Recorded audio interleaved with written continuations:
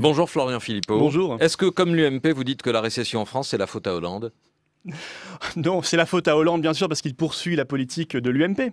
D'ailleurs, cet après-midi, moi, je propose à François Hollande et à Jean-François Copé de faire une conférence de presse commune, parce qu'ils ont à peu près exactement la même chose à dire et à proposer aux Français. C'est pas ce qu'ils disent. Je rappelle ce qu'a dit Jean-François Copé hier. Il a dit c'est la faute de François Hollande. C'est évident. Et puis Hollande, dans l'opposition, disait c'est la faute de Sarkozy. Et puis on va continuer combien de temps comme cela? Donc c'est la faute à qui?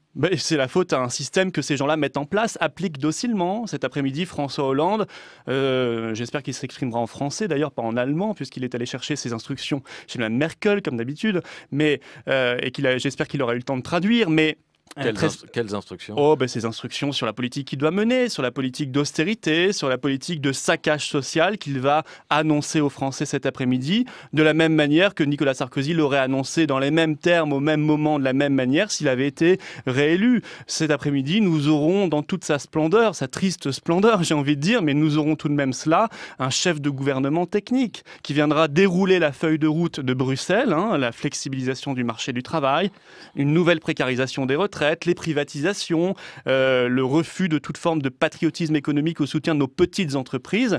Et évidemment, cette politique-là, c'est celle qui lui a valu les bons points hier des commissaires européens. En résumé, donc, c'est la faute à l'Europe, c'est ça? Non, c'est la faute à nos dirigeants qui se soumettent à un système européen qui va droit dans le mur, et on le sait pourtant. Et à chaque fois, ils nous disent ça ne marche pas parce qu'il n'y a pas assez d'Europe. Mais moi, je pense précisément l'inverse.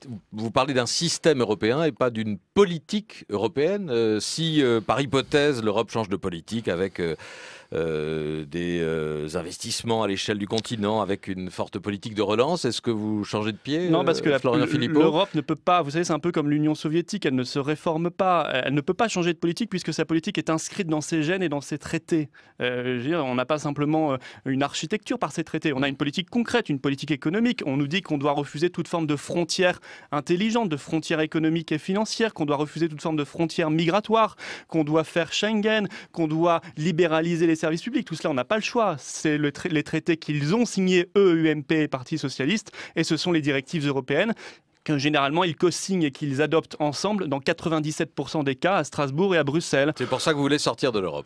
C'est pour ça que si François Hollande veut faire une conférence de presse enfin utile cet après-midi, parce que là j'ai le sentiment qu'elle va être totalement inutile et très vite oubliée, eh bien il serait de bon ton qu'il annonce par exemple un référendum effectivement sur la fin de l'Union européenne par la sortie de la France, un grand référendum à l'horizon de 2014. Ça serait intéressant, ça permettrait un grand débat national sur ce protectionnisme que nous on réclame, sur cette politique de réarmement de la France face à la mondialisation sauvage qu'on réclame, par une politique monétaire nationale, par un État stratège, par l'autorisation du patriotisme économique et par le protectionnisme intelligent. Est-ce qu'il fera cela cet après-midi? J'en doute, parce qu'il est dans le même tunnel idéologique que l'UMP. Autre chose, Florian Philippot, les casseurs de la fête du Paris Saint-Germain, qu'est-ce qui vous permet de dire, comme l'a fait Marine Le Pen hier, qu'il s'agit d'un échec de la politique d'immigration? C'est une évidence absolue. Ça a d'ailleurs été même reconnu par certains de vos confrères et par les policiers. Écoutez, quand vous avez un déferlement de racailles, parce qu'excusez-moi, il n'y a pas d'autre terme, comme il s'en est déjà produit à maintes reprises ces dernières années, on pense aux émeutes de 2005, on pense à Villiers-le-Bel, on pense au saccage de Marseille en 2009. Souvenez-vous, quand l'Algérie avait perdu face à l'Égypte, on pense à Lyon, on pense à la gare du Nord, etc., etc. Eh bien, il est évident que ce sont des populations qui sont essentiellement d'origine étrangère, non assimilées ou désassimilées, et cela pose le problème de l'immigration de masse. Vous le savez comment? Et de l'assimilation qui ne s'est pas faite. Là, très simplement par la police. Écoutez, quand vous avez des jeunes qui viennent essentiellement... La police recense l'origine des casseurs? Ils nous ont dit, on le sait, qu'ils viennent essentiellement de Seine-Saint-Denis. 2 tiers de la population de Seine-Saint-Denis est d'origine étrangère. Ça, c'est des statistiques absolument vérifiables. Et encore plus parmi les jeunes. Oui. Écoutez, oui, ça pose un problème d'assimilation et ça pose le problème de l'immigration de masse. Vous savez qu'il y a beaucoup de Français, Florian Philippot, qui sont fils de Français, qui sont noirs ou basanés. Bien sûr, ce sont des Français, oui. D'origine étrangère. Si ces gens-là se mettent à casser, se mettent à insulter la France, se mettent à porter des drapeaux algériens comme on l'a vu, mais comme on l'a déjà vu sous l'UMP, sous Nicolas Sarkozy à de nombreuses reprises, ça veut dire qu'il y a un sacré problème d'assimilation. En l'occurrence, il n'y avait pas de drapeau algérien. Si, il y avait alors là, regardez les images, il y avait des drapeaux algériens, bien sûr que si. Ça pose un sacré problème d'assimilation. Moi, je veux bien qu'on ne le voit pas, ce problème. Je veux bien qu'on se cache les yeux, qu'on se dise comme l'UMP, c'est un problème d'échafaudage, ou qu'on dise comme Manuel Valls que c'est un problème d'échauffourée, ou que des jeunes ont joué à cache-cache avec la police. Moi, je veux bien qu'on dise tout cela, mais on ne va pas régler le problème. Le problème, c'est l'origine nationale des personnes. Non, le problème, c'est qu'il y a une immigration massive en France qui n'est pas assimilée, qui continue au rythme de 200 000 entrées légales plus les clandestins par an. La République n'assimile plus. Le solde de ces 100 000. Il y a des sorties. Vous comptez les entrées, mais vous comptez les sorties. Absolument rien, parce que l'INSEE est incapable de vous dire cela. On ne sait pas quelles sont les sorties. Ce sont des sorties estimées par l'INSEE, puis tous les 5 ans, ils rajoutent un petit nombre supplémentaire. Les entrées aussi, c'est pareil.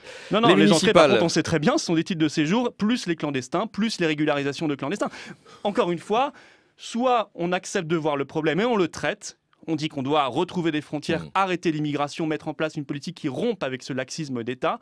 Soit on se cache les yeux, comme l'UMP et le Parti Socialiste, mais on ne va jamais régler le problème. Et les premières victimes de cela, ce seront nos compatriotes d'origine étrangère qui, eux, sont assimilés. Parce que les victimes de ça, c'est pas vous, c'est pas moi, c'est eux. C'est ceux qui n'ont rien fait, mais qui sont assimilés à ces jeunes-là parce qu'on refuse de traiter le problème. Les municipales, Florian Philippot, dans la Somme, un militant UMP a été suspendu après un projet d'alliance avec le Front National pour les municipales de 2014. Vous aviez approuvé cette alliance ou ce projet ? C'est pas une alliance, c'est une ville, une commune de 2800 habitants. Ouais. C'était une liste d'intérêt communal. C'est très bien que des gens de bonne volonté sur le terrain puissent se retrouver. Nous n'avions pas de candidat, pas de liste. Le militant UMP dit qu'il avait été contacté par un délégué local du Front National. Oui, c'est possible, bien sûr. Vous savez, quand vous avez une liste comme ça qui se monte dans un village, ça peut se passer de cette manière-là. J'ai trouvé la réaction de Jean-François Copé totalement disproportionnée et très sectaire. Donc vous pourriez faire alliance ou tendre la main à ceux qui nous ont plongé dans la récession, parce que c'est ce que vous disiez en gros au début. Non, mais là, c'est une liste d'intérêt communal dans une ville de 2800 habitants. Vous voyez, les enjeux ne sont pas les mêmes. Il ne s'agit pas d'une alliance, bien évidemment, mais on a regardé les têtes de liste déjà investies par le Front National pour ces municipales. Vous savez, on en a une vingtaine qui vient de l'UMP, du MPF, du MoDem, de Debout la République. On en a une dizaine qui vient du Parti Socialiste, du Parti Communiste, de même LONPA. Vous voyez, c'est ça l'union des patriotes. On n'est pas sectaires, nous. Je veux dire, on partira sous nos propres couleurs, Front National, Rassemblement Bleu Marine, dans la grande majorité des cas. Mais s'il y a des patriotes qui viennent de partout, de la gauche, de la droite, de bonne volonté sur le terrain, on ne fermera pas la porte. Surtout pas maintenant, alors qu'il y a une crise terrible. Ça serait fou de refuser cette politique de main tendue et finalement qui concourt à l'unité nationale. Mais vous leur demanderez, mais vous leur demanderez de renoncer à leur étiquette UMP ou à leur carte d'adhérent à l'UMP ou pas Mais écoutez, si c'est une tête de liste, bien sûr, mais si c'est encore une fois une petite commune, vous n'avez pas de mot assez dur à l'égard de l'UMP et de sa responsabilité dans la situation de la France. Parce qu'on parlait de Gamache dans la Somme, c'est 2800 habitants. C'est pas une liste politique, c'est une liste d'intérêt communal. On va nous dire il va falloir aider le petit commerce, il va falloir refaire telle chaussée, il va falloir faire en sorte qu'il y ait un peu plus d'animation. Donc ça pourrait être un militant communiste ou de n'importe quelle autre couleur politique. Mais pourquoi pas ? Ah bon, d'accord. Si ce sont des gens de bonne volonté. Donc à compter d'un certain seuil d'habitants pour les petites communes, vous pourriez vous allier avec n'importe qui. Vous n'avez pas compris ce que sont les élections municipales. Les élections municipales, c'est pas décider demain de quel traité européen on fait, quelle politique d'immigration on fait. D'accord, mais les engagements politiques du quotidien. Les engagements politiques, ça a un sens. Nous regarderons au cas par cas si les gens qui viennent vers nous sont des patriotes, s'ils sont sincères dans leur démarche, s'ils n'ont pas un passif qui serait incompatible avec notre engagement. Par exemple, je vous le dis tout de suite, si demain un parlementaire UMP ou Parti Socialiste ou peu importe, vient frapper à notre porte alors qu'il a voté le dernier traité budgétaire européen ou alors s'il a voté le traité de Lisbonne, c'est tout de suite non, évidemment. C'est ça qui fonde le patriotisme ou l'anti-France. C'est ça le critère. Ça, je vous laisse vos mots. Le patriotisme, oui, effectivement. Moi, je crois que quand on soutient cette Europe-là mordicus, alors qu'elle va droit dans le mur, qu'elle fait très mal, qu'elle nous prive de toute souveraineté populaire, c'est-à-dire de toute démocratie, la souveraineté, c'est l'autre nom de la démocratie, je vois plus qu'il y a de très patriotes dans ce projet, très, très objectivement et très honnêtement, oui, je l'assume. Pas très patriote, donc pas très français. Non, pas très patriote, pas très patriote. Merci Florian Philippot, vice-président du Front National, d'être venu au micro de France Inter ce matin.